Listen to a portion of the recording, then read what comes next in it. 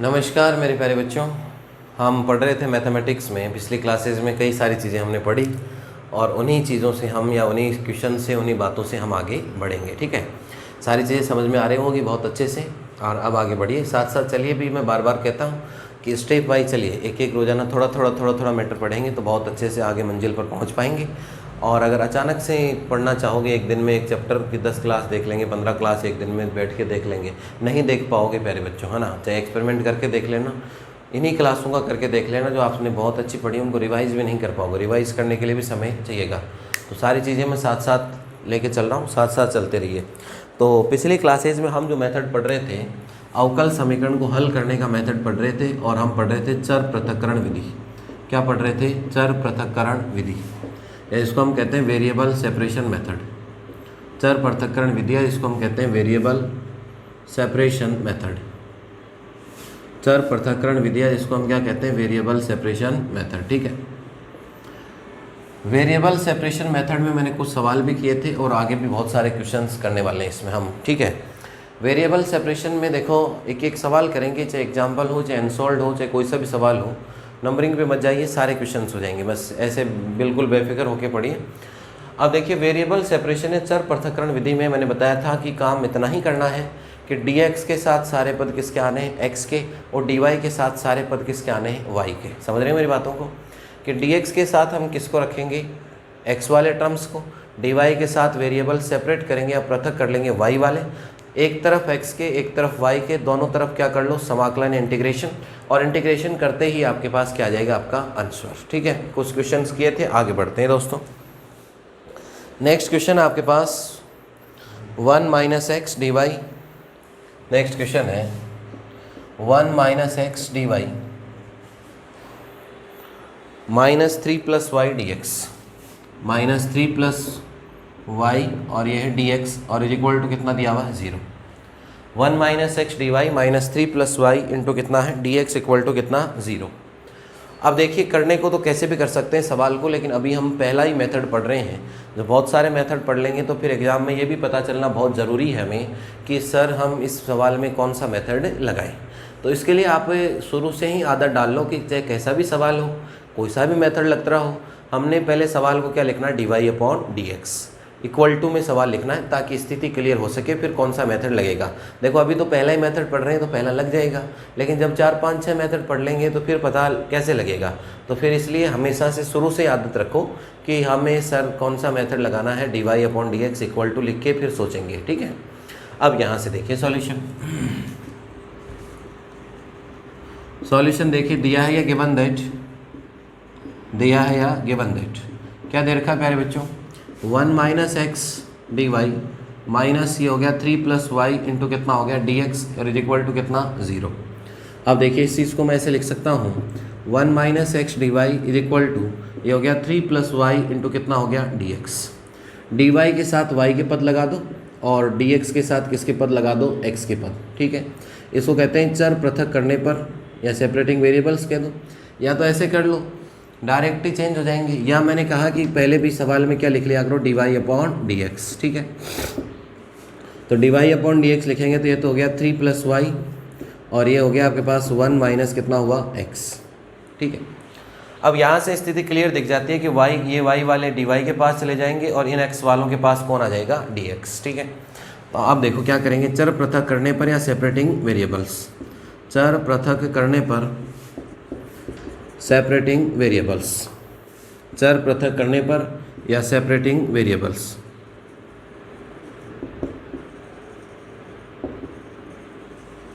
Variable separate करेंगे, देखो क्या आएगा आपके पास?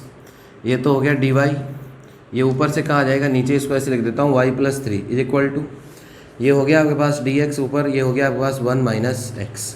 अब यहाँ से देखिए dy के पास सभी पद या टर्म्स किसके हैं? y के, और dx के साथ सभी पद या टर्म्स किसके हैं? x के। ठीक है, अब हम एक काम करेंगे इसमें कि दोनों पक्षों में क्या करेंगे? समाकलन। दोनों पक्षों में समाकलन करने पर, दोनों पक्षों में समाकलन करने पर integrating both sides, integrating both sides. दोनों पक्षों में जैसे ही हम समाकलन इंटीग्रेशन करेंगे मेरे प्यारे बच्चों, तो क्या आएगा इसके अंदर? यहाँ से बन जाएगा आपके पास इंटीग्रेशन dy अपॉन ये हो गया y प्लस कितना हुआ? 3 इक्वल टू एक इस माइनस को बाहर निकाल लेता हूँ, इससे सुविधा रहे, माइनस इसको ऐसे लिख दूँ क्या dx, और ये हो गया आपके पास x माइनस 1, ठीक है। अब देखिए दोनों तरफ क्या करना है, समाकलन इंटीग्रेशन करना है। तो इंटीग्रेशन करेंगे तो ये बन जाएगा आपके पास log, ये हो गया y प्लस कितना हुआ 3 इज इक्वल टू माइनस, ये हो गया आपके पास log x माइनस 1। अब ये भी log में, ये भी log में, तो कांस्टेंट लगाने को c भी लगा सकते हैं, लेकिन मैंने कांस्टेंट क्या लगा दिया, log c, जिससे कैलकुलेशन में आसान रहे और log हट जाए आपके पास, ठीक है। तो ये बन गया मेरे प्यारे दोस्तों log y प्लस 3 हो गया। इसको आप ऐसे लिख सकते हो, ये प्लस का और ये माइनस का, log a minus log b कितना होता है, log a अपॉन b, तो ये हो गया c अपॉन कितना हो गया x माइनस 1। दोनों तरफ एंटी लॉग लेंगे तो एंटी लॉग से log रिमूव हो गया आपके पास, तो ये हो गया y plus 3 is equal to, ये हो गया c अपॉन कितना हो गया आपके पास x माइनस 1। यहाँ से देखिए ये हो गया y प्लस 3 और ये हो गया आपके पास x माइनस 1 और इज इक्वल टू कितना c। तो ये आपका रिजल्ट आ गया, सॉल्यूशन, ये आपका आंसर है, ठीक है। यहाँ तक डाउट किसी को बहुत अच्छे समझ में आना चाहिए, क्वेश्चंस नोट कर लीजिए।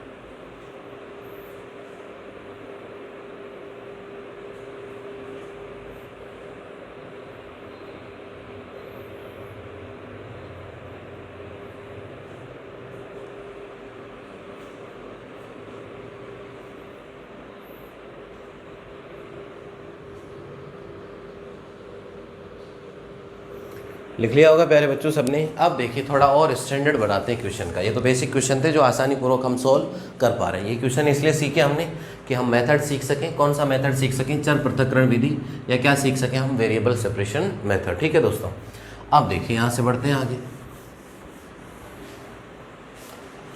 नेक्स्ट क्वेश्चन में कुछ बातें और नई सीखने को मिलेंगी। ध्यान से पढ़िएगा क्वेश्चन को, पहले क्वेश्चन लिखिएगा, फिर समझिएगा और फिर लास्ट में नोट कीजिएगा समझ आने के बाद।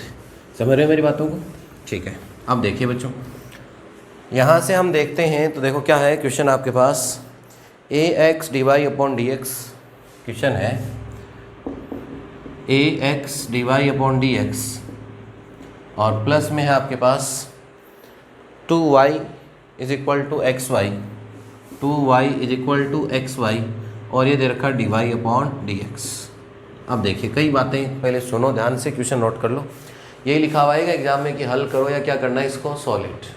हल करो या क्या लिखा आएगा, सॉलिड।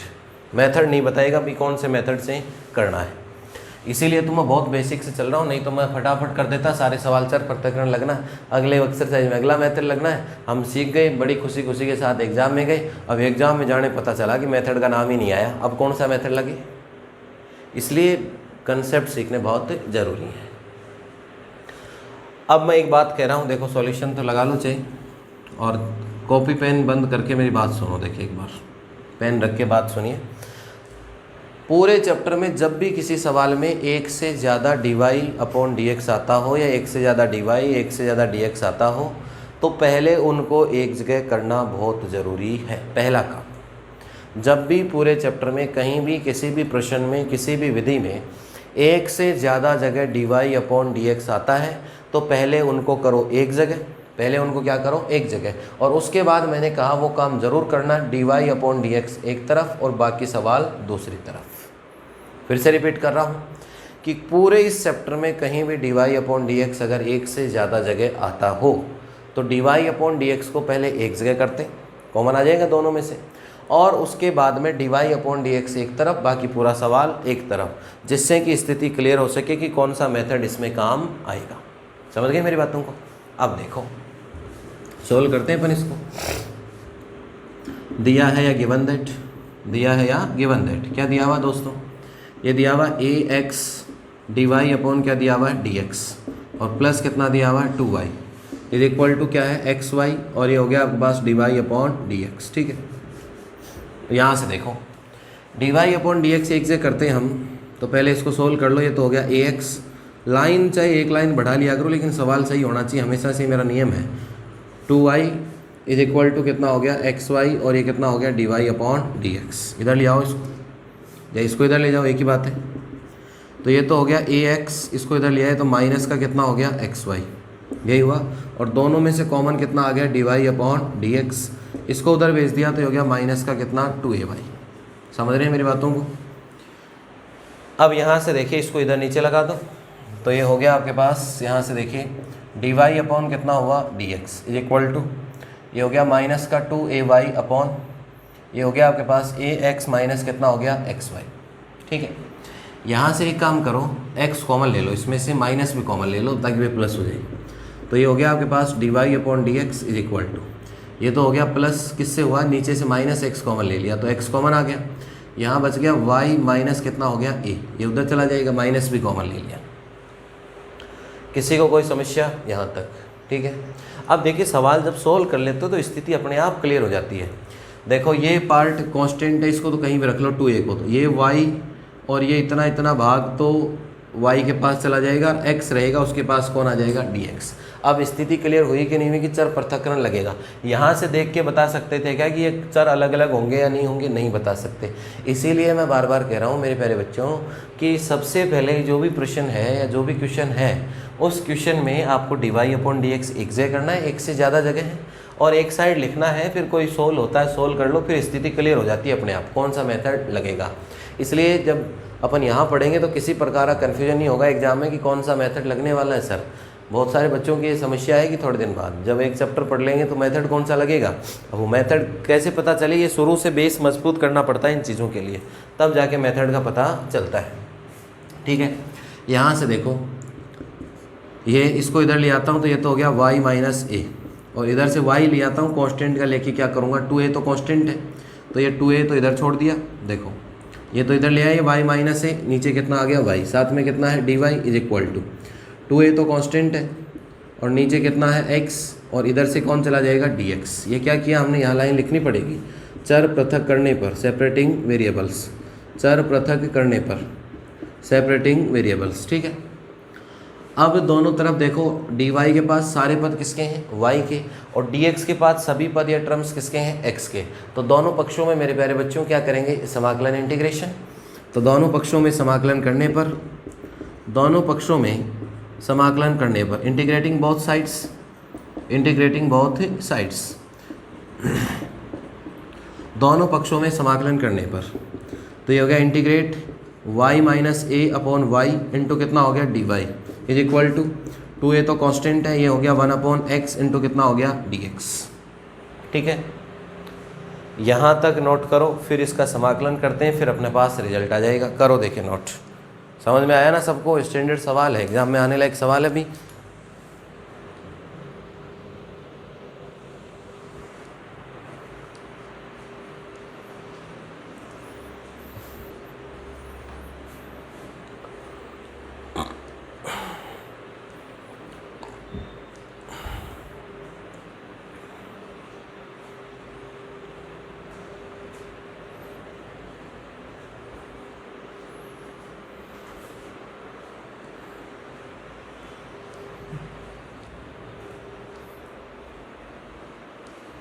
नोट कर लो बच्चों अच्छे से, इसके बाद बढ़ते हैं आगे।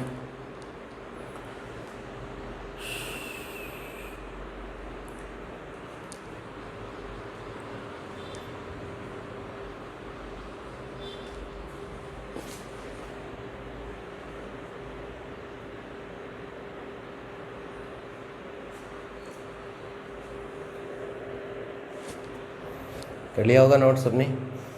तो देखिए सिस्टमेटिक ढंग से नोट कीजिएगा, सारे नोट्स बनाइए, कंटिन्यू क्लासेस लीजिएगा और अच्छे से पढ़ते रहिएगा, है ना।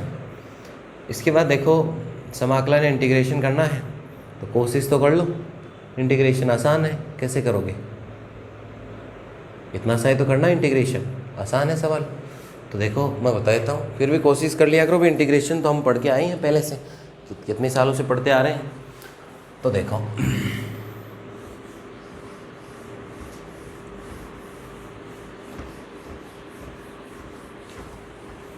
यहाँ से देखिए मेरे दोस्तों, ये बना हमारे पास। इसको देखो ऐसे लिखे, इसमें y का y में भाग देंगे, एक लाइन बढ़ा लो इसमें।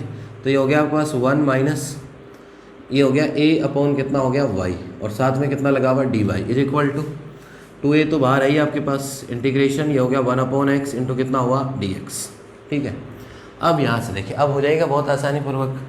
तो ये हो गया 1 का तो y माइनस a तो कांस्टेंट है, ये कितना हो गया आपके पास log y is equal to ये हो गया 2a और ये कितना हो गया log x और प्लस कोई कांस्टेंट चाहे log c लेना चाहो या क्या लगा दो c।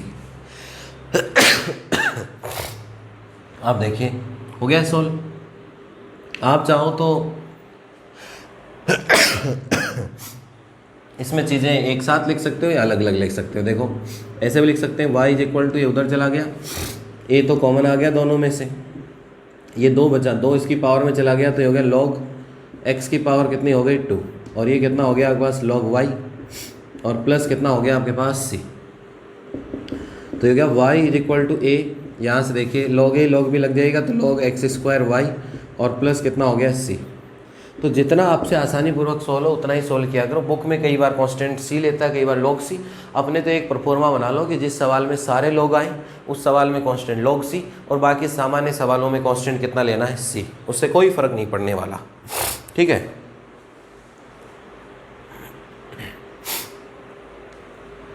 तो कीजिए, नोट कीजिए यहाँ तक। उम्मीद कर रहा हूँ कि सब बच्चे बहुत अच्छे से समझ रहे हैं, बेहतरीन ढंग से। बहुत अच्छा क्वेश्चन था।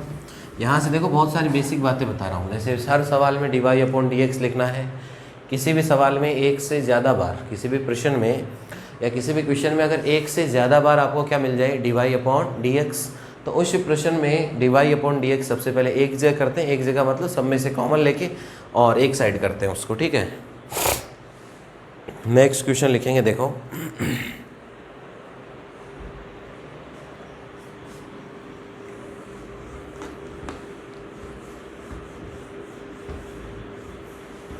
नेक्स्ट प्रश्न लिखिए मेरे दोस्तों, क्वेश्चन लिखिए। नेक्स्ट क्वेश्चन लिखो। नेक्स्ट क्वेश्चन है अपने पास dy upon D x E to the power x plus y. Next question है dy upon D x is equal to E to the power x plus Y और plus x square E to the power y. नीचे लिखा हुआ है x square E to the power y. इस question को क्या करना है, सोल्व करना है। एग्जाम्स में पूछा हुआ सवाल है ये, हल कीजिए या सोल्व करो। ठीक है, अब देखो कैसे सोल्व करें इसको। यहाँ लगाओ सॉल्यूशन, यहाँ लगाओ सॉल्यूशन। ठीक है, सबसे पहले लिखने का तरीका दिया है या गिवन दैट, दिया है या गिवन दैट। सवाल है dy upon D x is equal to E to the power x plus Y और नीचे लिखा हुआ प्लस एक्स स्क्वायर और y E to the power y। अब मैं बार बार कहता आ रहा हूँ हर सवाल में कि dy अपॉन डी एक्स एक तरफ, बाकी सवाल एक तरफ। अपने आप ही है, ऐसा तो करने की ज़रूरत है क्या? नहीं है। पहले से अगले ने लिख रखा dy upon D x E to the power x plus Y plus x square E to the power y लिख रखा अगले ने। अब यहाँ से देखो तो क्या करें भाई, थोड़ा बहुत कोई सोल्व हो रहा है तो सोल्व करें, तब जाके मेथड पता चलेगा। नहीं तो इसी के अंदर x आ रहा है और इसी में y आ रहा है, अलग अलग हो नहीं रहे। तो देखो क्या करें, कैसे करना है इस सवाल को सोल्व। इस सवाल को ऐसे लिख सकता हूँ dy upon D X equal to E to the power x और into E to the power y। जब पावर प्लस में होती है तो पावर को अलग अलग लिख सकते हैं। ठीक है, प्लस ये हो गया X square E to the power कितना हुआ y। इसको मैं कुछ नहीं करना, इसी को दो जगह लिख लिया। अब यहाँ से देखिए ये हो गया आपके पास dy अपॉन डी एक्स, दो जगह इसलिए लिखा कि ई टू द पावर y इसमें और इसमें अब क्या आ रहा है कॉमन, तो ये हो गया E to the power x और प्लस कितना हो गया X square. E to the power X और प्लस कितना हो गया एक्स स्क्वायर। अब देखो ये y का एक पद अलग हो गया, तो y वाला तो किसके पास चला जाएगा dy, और इन x वालों के पास कौन आ जाएगा dx। अरे हुआ कि नहीं हुआ सवाल सोल्व, आया मजा सबको। अब देखिए चर पृथक करने पर, चर पृथक करने पर, चर पृथक करने पर या सेपरेटिंग वेरिएबल्स, चर पृथक करने पर या क्या करेंगे सेपरेटिंग वेरिएबल्स, ठीक है। वेरिएबल सेपरेट कैसे करेंगे, यहाँ से देखिए dy के पास ये चला गया तो ये बन गया आपके पास dy, और नीचे कितना हो गया E to the power y is equal to, ये हो गया आपके पास E to the power x plus कितना हो गया एक्स स्क्वायर, और ये क्या हुआ आपके पास dx, यही बना। दोनों पक्षों में देखो dy के साथ y का और x के साथ dx के साथ किसके पद या टर्म्स हैं, x के पद या टर्म्स हैं, ठीक है। दोनों पक्षों में समाकलन करने पर, दोनों पक्षों में समाकलन करने पर, integrating both sides, integrating both sides, integration लगा दिया, इसको मैं ऐसे लिख दूं e की पावर माइनस वाई और ये कितना हो गया dy, कोई दिक्कत नहीं है, इक्वल टू ये ऐसा कैसा रख लो e to the power x और प्लस कितना हो गया एक्स स्क्वायर, और बाहर इंटीग्रेशन या समाकलन है ही आपके पास कितना dx, ठीक है। अब देखो प्यारे बच्चों समाकलन कर लो, e to the power minus Y और बाहर कितना आ गया माइनस, इक्वल टू e की पावर x ऐसा कैसा एक्स स्क्वायर का हो गया x की पावर 3/3 और प्लस कोई कांस्टेंट कितना आ गया c। ऐसे लिख लो चाहे इस चीज़ को, या यहीं छोड़ दो, इसको इधर ले आओ, कैसे भी लिख सकते हो, लिखने का है, चाहे इसको भी उधर भेज दो तो जाएगा e to the power x plus e to the power minus Y plus X की पावर 3/3 और प्लस c इक्वल टू कितना हो गया 0। कैसे भी लिख सकते हो आप आंसर को, उससे कोई फ़र्क है नहीं पड़ना। तो ये आपका रिजल्ट है। अब इसमें log c भी ले सकते थे लेने को, फिर एक लाइन और बढ़ सकते थे, लेकिन ऐसा करने की कोई आवश्यकता नहीं है, ये रिजल्ट है आपके पास। तो नोट कीजिए सवाल, क्वेश्चंस आए हुए एग्जाम में, इंपॉर्टेंट क्वेश्चन है।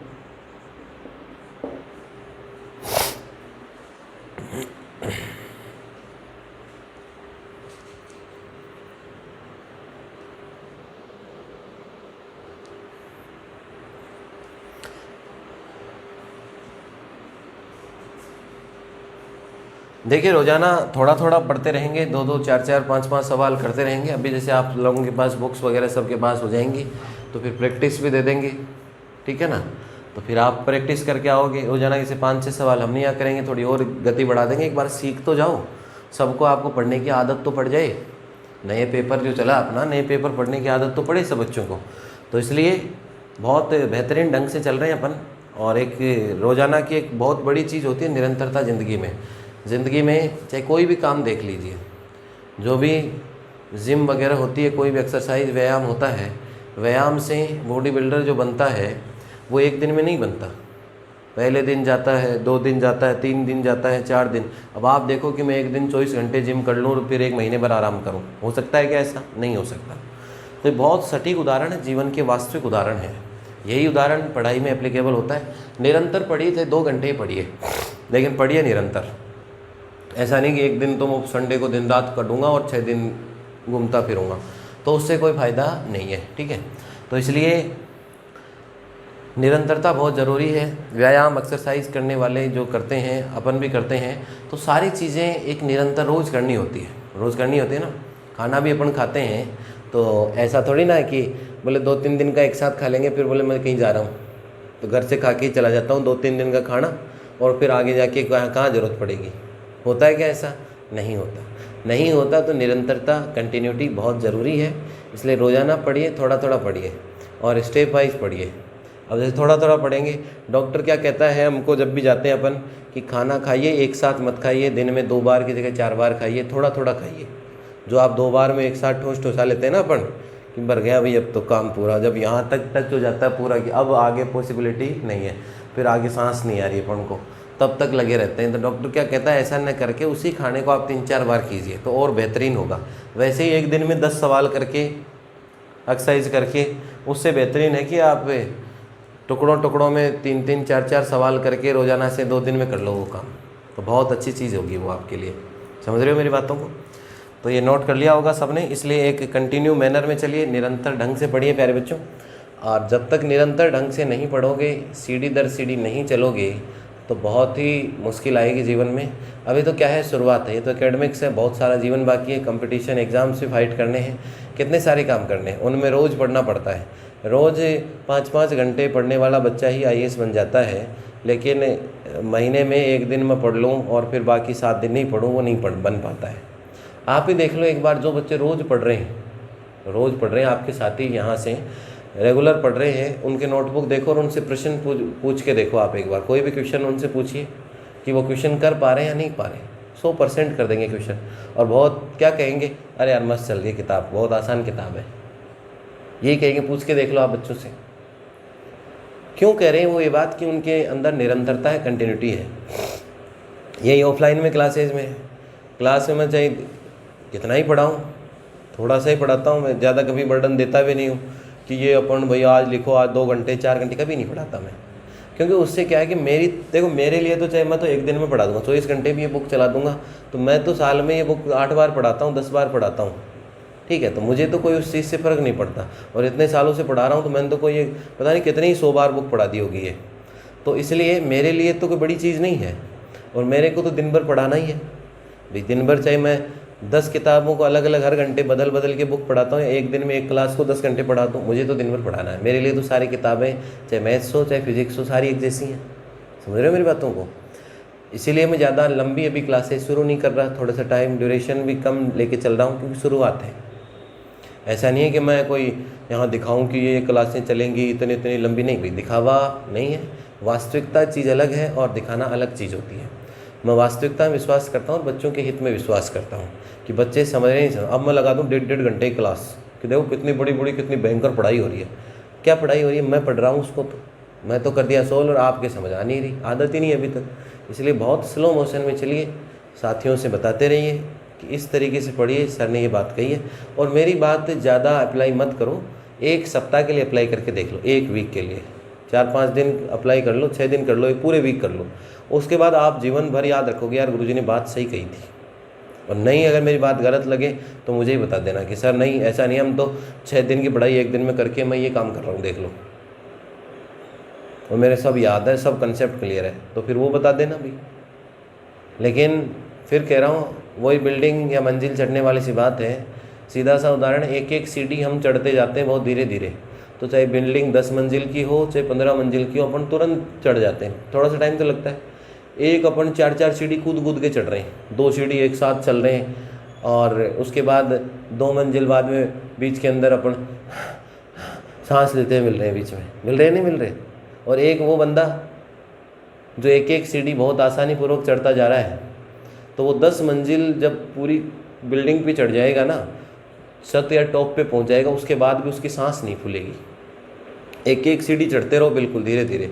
और जो बीच रास्ते में आपको क्रॉस करके गया था ना, 4-4 सीढ़ी एक साथ कूद के, तो वो दूसरी तीसरी मंजिल पे सांस लेता हुआ मिल जाएगा, ऐसे पेट पकड़ के गया, सांस नहीं आ रही, ये है ना, और वो फिर आपसे पीछे रह जाएगा। तो ये जीवन की बातें हैं, अप्लाई कीजिए भी। निरंतरता बहुत बड़ी चीज़ है। ये उदाहरण देख लीजिए, व्यायाम एक्सरसाइज जीवन में हम पूरे साल भर करते हैं, करते नहीं करते, तब जाके कुछ असर हो पाता उस चीज़ का। ऐसा नहीं कि एक दिन जाऊँ जिम में और एक दिन व्यायाम एक्सरसाइज करूँ और सारे एक दिन में कर लूँ। जो रोज़ाना 5-5 मिनट करता हूँ मैं, वो एक्सरसाइज आज 1 घंटे कर दूँगा। मान लो 10 एक्सरसाइज करते हैं अपन, सपोज करो दिन की, तो हम 5-5 मिनट करते हैं, हर एक्सरसाइज को 1 घंटे में वापस काम पूरा कर लेते हैं। अब बोले कि आज नहीं 10 नहीं, आज 1 घंटे कर लूँगा और 10 घंटे कर लूँगा, तो फिर सोच सकते हो क्या होगा आपके साथ और करने वाले के साथ। तो इसलिए जुड़े रहो, पढ़ते रहो कंटिन्यूस मैनर से। ठीक है बच्चों, मिलते हैं अगली क्लास में। धन्यवाद सबको।